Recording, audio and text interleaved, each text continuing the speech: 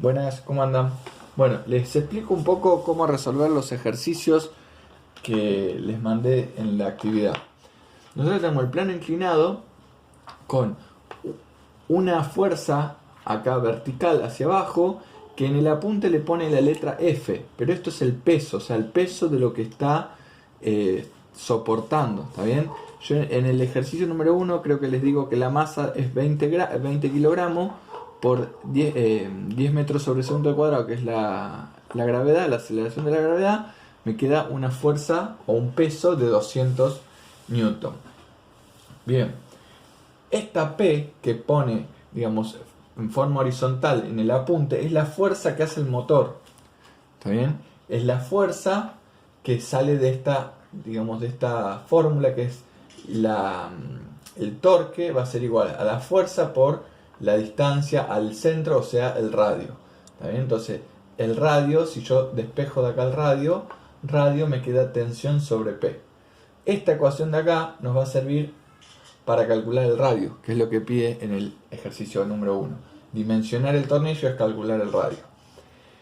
Entonces, nosotros tenemos la fuerza de rozamiento, la fuerza normal, que siempre va a ser perpendicular al plano, ¿está bien? Pero en el caso, ¿se acuerdan que nosotros habíamos visto dos casos de rozamiento? Donde en el primero el bloque o la pieza estaba en el eje horizontal y en el otro caso estaba con una fuerza acá, estaba en un plano vertical.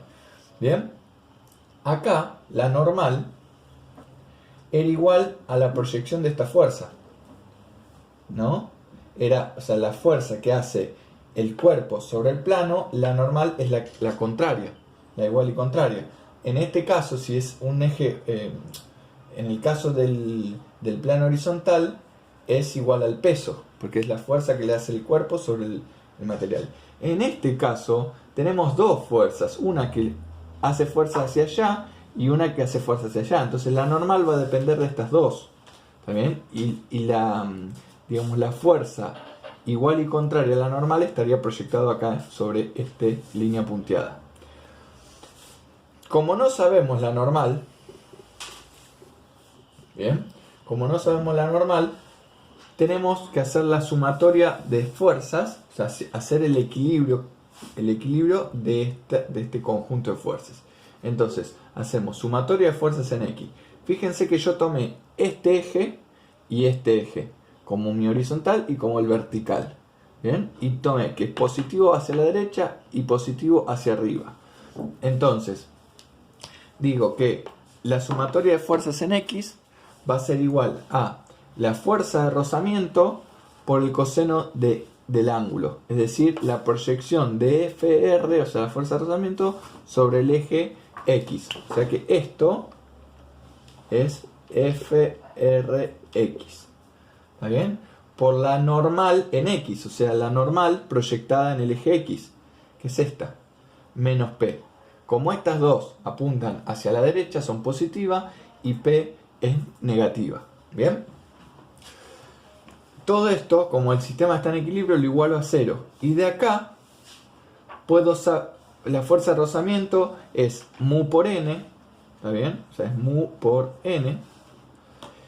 Y yo de acá puedo sacar, digamos, como factor común n y puedo calcular n, ¿está bien?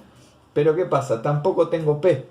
O sea, tengo dos incógnitas, n y p, ¿está bien? Entonces, como tengo dos incógnitas hasta acá en esta ecuación, voy a plantear la siguiente sumatoria de fuerza en el eje Y.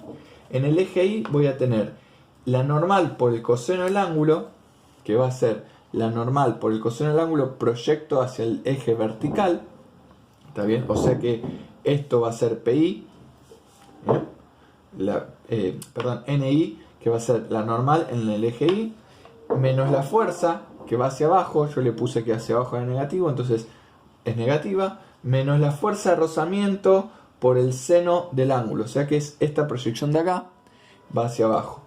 Entonces, de acá, la única, digamos, acá fuerza de rozamiento va a ser mu por n. Entonces, acá ya desaparece P. Entonces, como desaparece P, yo acá puedo calcular con esta ecuación, puedo calcular N. Una vez que tengo el valor de N, la reemplazo en la ecuación de la sumatoria de fuerza en X y calculo P. Una vez que tengo cuánto vale P, que sería la fuerza que hace el motor, el torque dividido la fuerza me va a dar el radio. El torque es un dato que le estoy dando y P lo calcularon acá. Entonces con eso pueden calcular el radio medio o el radio del tornillo. ¿Bien? Así se resuelve el punto número 1. El punto número 2 es exactamente lo mismo, el mismo análisis, nada más que hay que averiguar otros datos. Lo importante es que ustedes se aprendan este análisis, porque después los ejercicios pueden variar, puede ser, le doy algunos datos y otros le faltan, o los datos pueden ir cambiando, pero siempre el análisis es el mismo. Entonces a ustedes no es importante que se aprendan las fórmulas, sino analizar esto. ¿Está bien? Primero, antes que nada, fijar cuáles van a ser sus ejes y en qué sentido van a ser positivos y en qué sentido van a ser negativos.